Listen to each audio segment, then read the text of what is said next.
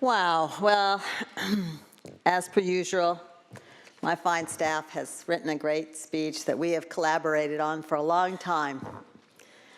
But here we are. You all know me. You know me for a long time now. And what I want to say is two things. First, I can't express to you what it means to someone whose first home was a boxcar, train boxcar, whose family came from the Dust Bowl, who came from a small town that didn't even have a stoplight, who loved that life, who was happy, who thought there was no better life, until it became apparent that everybody thought I was going to get married and live there forever. And it occurred to me at that time that I better be smart, because I didn't want to be beautiful, because I didn't want to do that. That I needed to go to college somewhere. When I asked my mother, who's a wonderful, wonderful woman, has more friends in the town than you can count, but whose favorite thing to do is play cards, how hard was it to go to college, or if I would go to college, she said, I don't know, pretty hard. And so we really didn't think about college again. I got a job at Bank of America, and the community college counselor actually came out to the high school and told me that if I went to community college, he would make sure that there was a good path, and by the way, I had straight A's, and that it would all work out even if you don't have any money. And so that began the first of many challenges that I feel very, very lucky to been able to participate, including this one. And in every step of the way, there have been friends from very diverse economies, backgrounds, ideas that have helped me become the next person that I wanted to be. And everyone in here is in that category. And I thank all of you, because we all learn from each other, and we all make each other shine at times together when we do things together that none of us ever thought we could do before. So I love challenges. I was the first woman superintendent at a 30,000 student school district. And I thought that was a big deal. And then I got to come here, and I thought that was a big deal. And then I got to be the leader thanks to my crazy Republican colleagues that just didn't know any better, and they elected me. And now I get to say goodbye to all of you, and we all lived current events together, and I lived through you and with you, and I will continue for the rest of my life to watch you and try to understand what you're trying to accomplish, and try to understand how that impacts the current events, because you all will. And it's such an exciting, exciting thing for someone who was born with no power, no tools, no expectations, no money, no powerful friends. What a country we live in. What a country we live in, to be able to in the end, be given the tools at the door to help all Californians with whatever problems they have, whatever their desires are, and to make their lives safe. And for me, being safe and educated were the two most important things, as most of you know. So I am just so pleased at the miracles that we perform together, big ones, little ones, and ones none of us even realized we did until long after we're all retired and we think back and look at the times.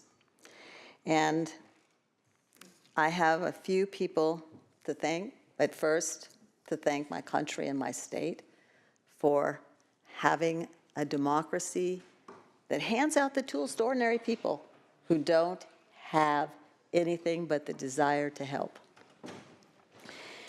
So first, I'm sorry, but I just have, I have the smartest and most hardworking staff in the building. I know you know that, right? And of course, I have to brag about him just a little bit before we go. But first, my husband, Russell Fuller, who for 46 years has been a saint. That's a pretty long time to be married to me.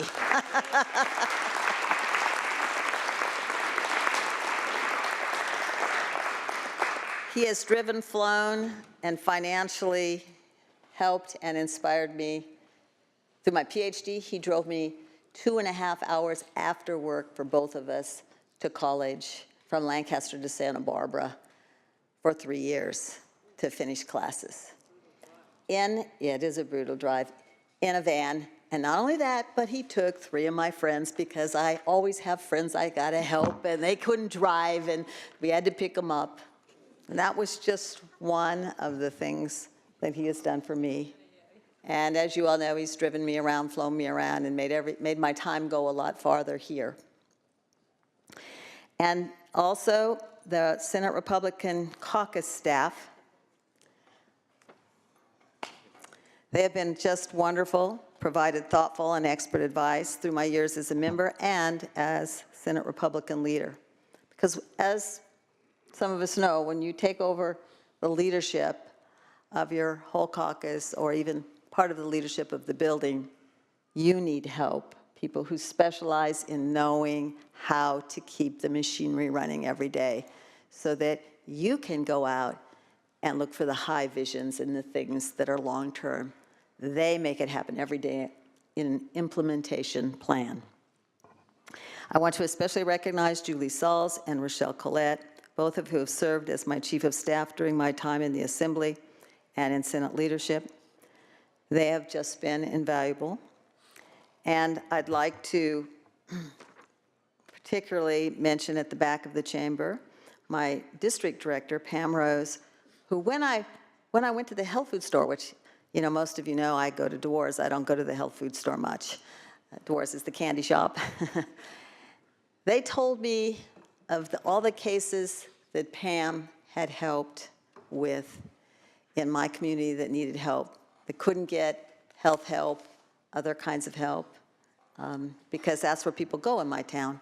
If you really don't have a lot of money and you really don't know what's wrong with you and you need help, you go to the health food store.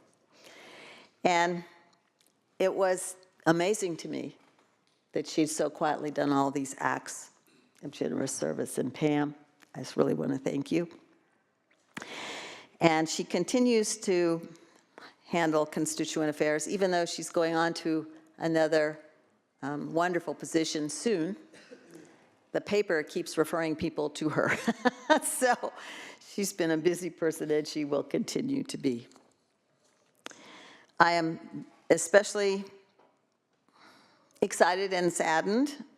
Dana Culhane-Brennan, who's back in the back, has been with me since the beginning. Has been my closest confidant and co-conspirer. I don't know how someone so young can carry such a large weight on their shoulders. But when I couldn't walk anymore, when I stumbled, she picked me up. And she's going on in the next couple of weeks to work at a wonderful position in there. Happy, and I'm happy. But I'm going to miss that daily inspiration. And I think Vince Fong doesn't even know it, but he was one of my first person that works on one of my first campaigns. And so it's so great when your grandchildren grow up and take over, and when you're going away and you can trust. I know I'm embarrassing him, but it's been so fun to embarrass him. He's been so wonderful, and he's going to do a great job. And thank you for being here, as always, Vince, as always. And I just want to mention for just a second some of the work that Dana helped me accomplish. And that was a lot, but mainly that I'm really proud of, was investing in our schools that serve our military families. And interestingly enough, that first started with now Congressman Lowenthal and I, and he taught me the ropes, and I thought it would just take off and everybody would just do it. But nobody did. And so with his encouragement, I took it up. And we finished it finally. There was a huge list, and we finished it finally. I'm very proud of that. Negotiating for resources to build new water storage, and bringing important funding to Kern County to fight valley fever.